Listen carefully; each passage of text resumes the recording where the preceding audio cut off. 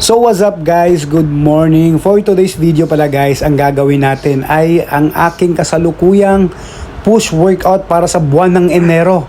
So ang ginawa namin dito guys ay nag-dumbbell press kami para sa ating incline chest or upper chest. Ang ginawa namin dyan ay 4 sets, isang warm-up sets, tapos 3 working sets. So ang ginawa namin dyan, progressive overload, tapos yung pinaka-last set namin ay drop set, tapos failure. Yan o, failure yan guys.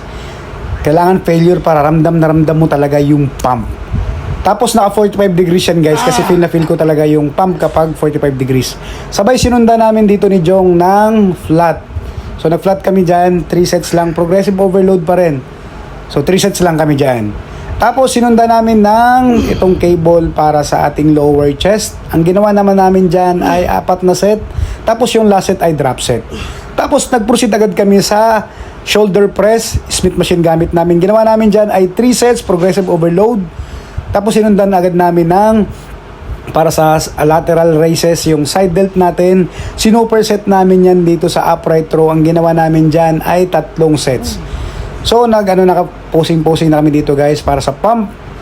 Always remember guys, stay natty, stay healthy. Peace out.